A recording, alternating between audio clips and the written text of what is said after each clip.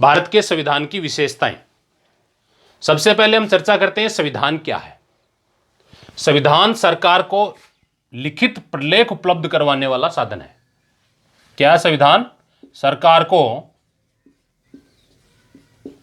लिखित प्रलेख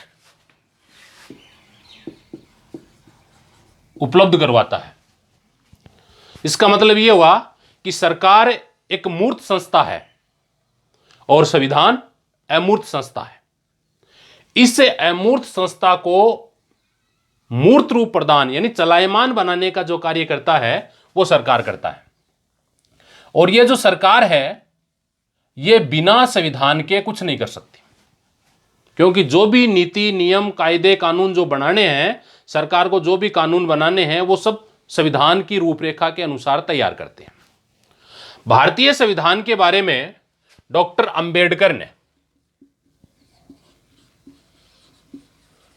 अंबेडकर महोदय ने कहा है कि भारत का जो संविधान है वो समय और परिस्थितियों के अनुकूल है, जो शांति काल में, जो संकट काल में, दोनों ही स्थिति में भारतीय व्यवस्थाओं को समायोजित करने जैसी स्थिति में होता है।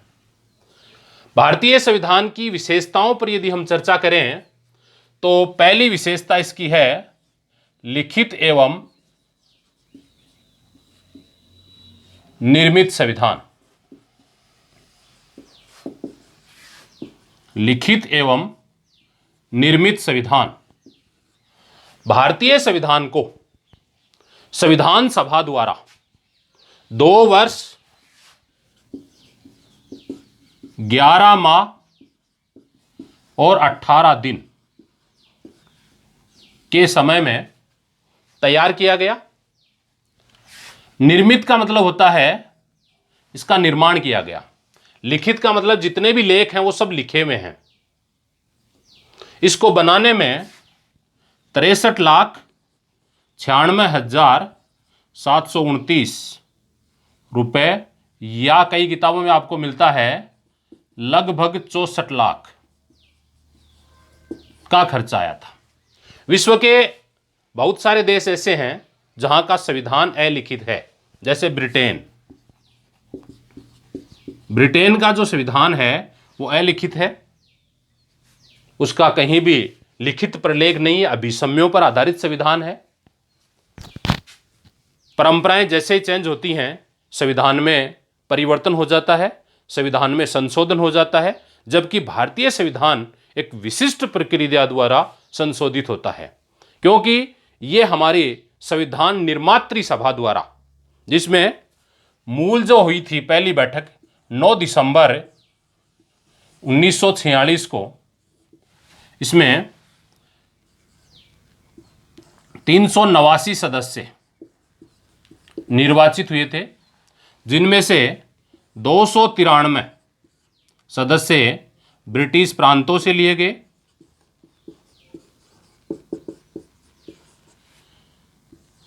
92 सदस्य देशी रियासतों से लिए गए और 4 सदस्य चीफ कमिश्नर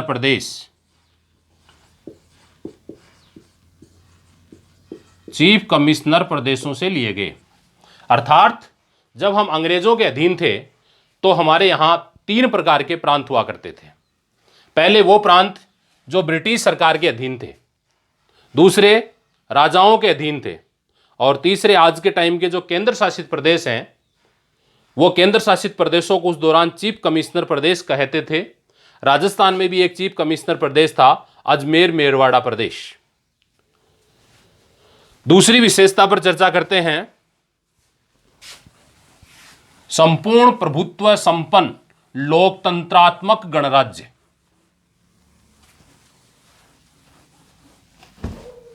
दूसरी इसकी विशेषता है संपूर्ण प्रभुत्व संपन्न लोकतंत्रात्मक गणराज्य। हेलो फ्रेंड्स, सबसे पहले इनको हम एक एक शब्द को समझेंगे। सबसे पहला है संपूर्ण प्रभुत्व। इसका मतलब यह हुआ कि संपूर्ण जो संविधान है, हमारा जो इंडियन कॉन्स्टिट्यूशन है, ये अपनी शक्ति जनता को सौंपता है। यानी सर्वोपरि सत्ता कौन है? जनता है। जनता द्वारा इस संविधान का निर्माण किया गया है, जनता द्वारा इस संविधान को बनाया गया है, तैयार किया गया है, और अंतिम सत्ता जनता द्वारा।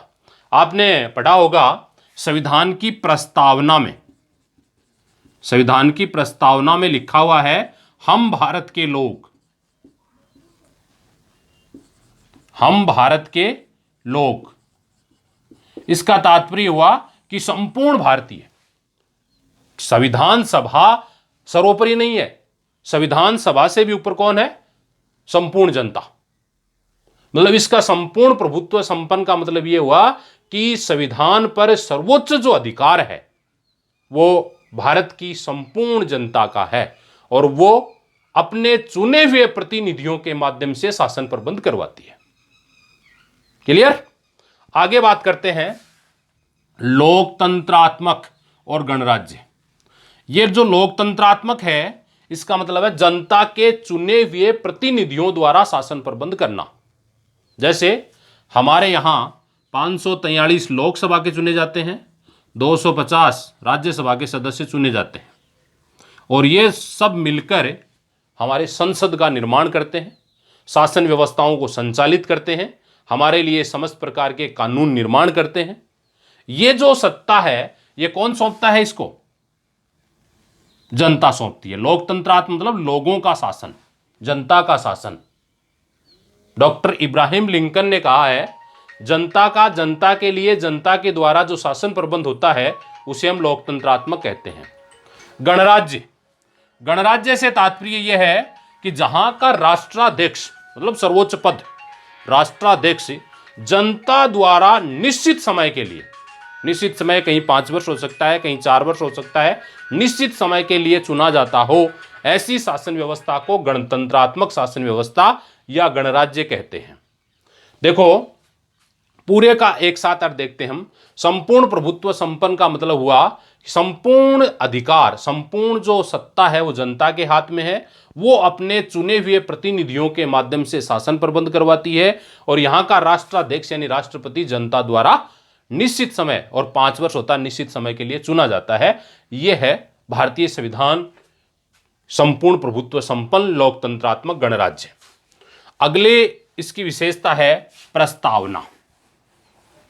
जो प्रत्येक पुस्तक के पीछे राजस्थान राज्य पाठ्य पुस्तक मंडल द्वारा जितनी भी पुस्तकें प्रकाशित होती हैं उनके पीछे प्रस्तावना लिखी हुई है। हम भारत के लोग भारत को संपूर्ण प्रभुत्व संपन्न लोकतंत्रात्मक गणराज्य बनाने के लिए इसके समस्त नागरिकों को आर्थिक, सामाजिक, राजनीतिक न्याय प्रदान करने, एतद द्वारा, नीचे ही नीचे एक लाइन लिखी हुई थी, एतद द्वारा इस संविधान को अंगीकृत, अधिनियमित और आत्मसमर्पित करते हैं। अंगीकृत का मतलब है इसको स्वीकार करते हैं, कानून अधिनियमित का मतलब इसको लागू करते हैं, और आत्मसमर्पित का मतलब आत्मा से इसे हम स्वीकार करते हैं। तो प्रस्तावना इसका मतलब है संविधान का शीर्षक, टाइटल क्या है। प्रस्तावना मतलब है संविधान की पूरी राजनीतिक कुंडली। डॉक्टर अंबेडकर ने इसे संविधान की आत्मा कहा है। डॉक्टर अंबेडकर ने इसे संविधान की आत्मा, मतलब इसके बिना संविधान मृतप्राय है। जैसे शरीर में यदि आत्मा नहीं है तो वो मृतप्राय है, उसी प्रकार संविधान की प्रस्तावना के बिना संविधान भी क्या है? मृतप्राय है। क्योंकि क्या करना है, कैसे करना है, नियम कैसे बनाए जाएंगे, जनता कैसे चुनाव में आएगी, ये पूरा का पूरा जो सार गर्भित रूप है वो इस प्रस्तावना में लिखा हुआ है। डॉक्टर के एम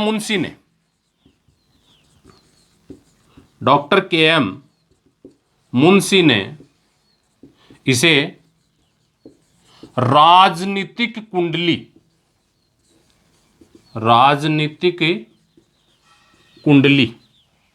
कहा है। राजनीतिक कुंडली से तात्पर्य यह है राजनीतिक कुंडली से मतलब है कि ये राजनीति इसके इर्द गिर्द घूमती है। मतलब जितने भी कानून बनाए जाएंगे, शासन व्यवस्था स्थापित की जाएगी, शासन का स्वरूप स्थापित किया जाएगा, वो सब इस राजनीतिक कुंडली अर्थात इस प्रस्तावना के इर्द गिर्द घूमेंगे। इस प्रस्तावना में संपूर्ण संविधान का सार है, सारांश है, कैसे शासन व्यवस्था चलानी है, किस प्रकार हमारा संविधान शासन चलाएगा, ये सब इसी में लिखी हुई है। ये है भारतीय संविधान की प्रस्तावना। अगली विशेषता है विश्व का सबसे बड़ा संविधान। विश्व का सबसे बड़ा संविधान मतलब विशाल। भारतीय संविधान आपने अभी पढ़ा, संविधान सभा द्वारा निर्मित, जिसको लिखने में 2 वर्ष 11 माह 18 दिन का समय लगा, तो ये बड़ा हो गई। फिर दूसरे देशों से अच्छी अच्छी बातें हमने स्वीकार की, उन पर विचार मंथन किया, किस प्रकार हमारा जो संविधान है वो अच्छा बनाया जा सके। इसलिए भारत का जो संविधान है इसमें 395 अनुच्छेद, 12 अनुसूचियां, 22 भाग एवं 5 परिशिष्ट है। जबकि विश्व के अन्य संविधानों में ऐसा नहीं है। विश्व का हम सबसे शक्तिशाली देश, विश्व का सबसे शक्तिशाली देश है अमेरिका। इस अमेरिका के संविधान में मात्र 7 अनुच्छेद हैं। कितने अनुच्छेद हैं? अमेरिका के संविधान में मात्र 7 अनुच्छेद हैं। ऑस्ट्रेलिया के संविधान में, वहीं ऑस्ट्रेलिया के संविधान में 128,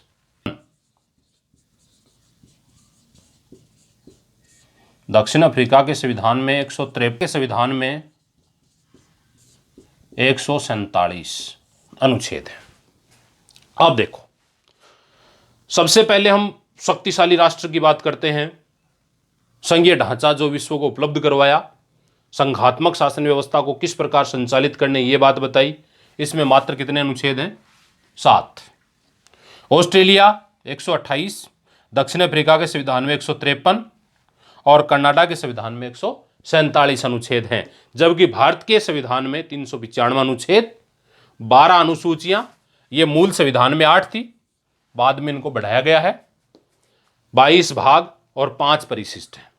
अर्थात हम ये कह सकते हैं कि विश्व के सबसे शक्तिशाली संविधान है भारत का, सबसे बड़ा संविधान है और लिखित और निर्मित संविधान है। अगली विशेषता है संसदीय शासन व्यवस्था। इंपॉर्टेंट चीज है ये, प्रश्न यहीं से आता है, सीधा सा प्रश्न बनता है 4 नंबर का, संसदीय शासन व्यवस्था से आप क्या समझते हैं।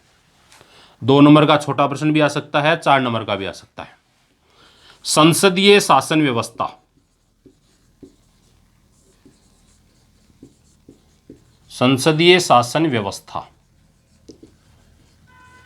सबसे पहले हम बात करते हैं कि संसदीय शासन व्यवस्था में यह संसद क्या है। आगे की व्यवस्था अपने आप समझ में आ जाएगी। बात क्या करते हैं, संसद क्या है और यह कहां से इसका निर्माण हुआ। संसद के अन्य नाम हैं विधायिका,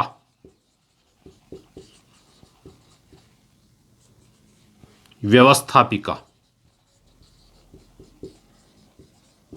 इसी को हम संसद के 2 नाम हैं, विधायिका भी कहते हैं इसे और व्यवस्थापिका भी कहते हैं। बात करते हैं ये जो संसद है, ये व्यवस्थापिका, ये विधायिका है, इसका काम क्या है। इसका मुख्य काम है कानून निर्माण करना।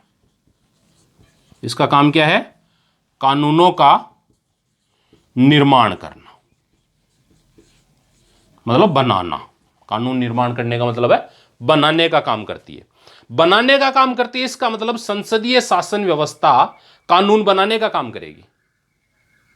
संसदीय शासन व्यवस्था मतलब है कानून बनाने का। तो कानून बनाने के लिए क्या व्यवस्था होनी चाहिए? संसदीय शासन व्यवस्था वह व्यवस्था होती है जिसमें दो प्रकार की कार्यपालिका होती है। कितने प्रकार की कार्यपालिका? दो प्रकार की कार्यपालिका होती है। नंबर एक, नाम मात्र की कार्यपालिका, नाम मात्र की कार्यपालिका। और नंबर दो, वास्तविक कार्यपालिका, वास्तविक कार्यपालिका। अब देखो आप, जैसा कि नाम से ही विदित है, नाम मात्र मतलब जिसके नाम पर शासन प्रबंध किया जाएगा। शासन प्रबंध जिसके नाम पर, यानी नाम मात्र की कार्यपालिका कौन है? यहां राष्ट्रपति। नाम मात्र की कार्यपालिका का अध्यक्ष कौन होगा भारत में? राष्ट्रपति, जिसके नाम पर शासन प्रबंध किया जाएगा। आप यूं मानो एक कमरा है, ये कमरा मान लो, इसके ये लो गेट है, ये पूरा का पूरा सोने से भरा हुआ है, गोल्ड, और इसके लॉक लगा के राष्ट्रपति महोदय को इसकी चाबी दे दी और साथ में उसके हाथ बांध दिए कि आप इसको खोल नहीं सकते। लेकिन दूसरा जो आएगा खोलने के लिए वो भी इससे पूछेगा, इस लॉक को खोलने के लिए दूसरा पूछेगा। इसका मतलब यह हुआ कि शासन प्रबंध करने का जो वास्तविक काम है वो किसका है? प्रधानमंत्री एवं मंत्री परिषद। प्रधानमंत्री एवं मंत्री परिषद जो भी कानून बनाएंगे, जो भी शासन प्रबंध करेंगे, प्रधानमंत्री की देखरेख में, मंत्री परिषद की देखरेख में शासन प्रबंध होगा। और कानून बनने के बाद वो राष्ट्रपति के पास जाएगा। राष्ट्रपति के पास जाने के बाद राष्ट्रपति उस पर हस्ताक्षर करते ही वो विधेयक कानून बन जाएगा। लेकिन नाम मात्र का इसको इसलिए कहा गया कि यह किसी विधेयक को एक बार के लिए पुनर्विचार के लिए लौटा सकता है। यदि दोबारा वही विधेयक पास होकर इनके पास जाता है तो राष्ट्रपति को हस्ताक्षर करने पड़ते हैं। वास्तविक कार्यपालिका प्रधानमंत्री और मंत्रिपरिषद है, ये इस संसद के प्रति उत्तरदायी है।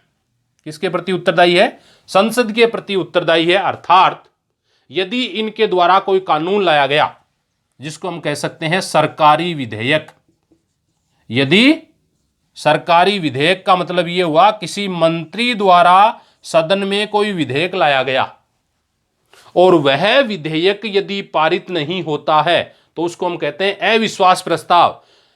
वह विधेयक पारित नहीं होता तो अविश्वास प्रस्ताव माना जाएगा। अविश्वास प्रस्ताव होते ही संपूर्ण मंत्रिमंडल को, जिसमें प्रधानमंत्री भी शामिल है, संपूर्ण मंत्रिमंडल को प्रधानमंत्री सहित अपने पद से त्यागपत्र देना पड़ता है। जबकि ऐसी स्थिति में राष्ट्रपति को किसी प्रकार का कोई त्यागपत्र नहीं देना पड़ता अपने 5 साल के कार्यकाल के दौरान।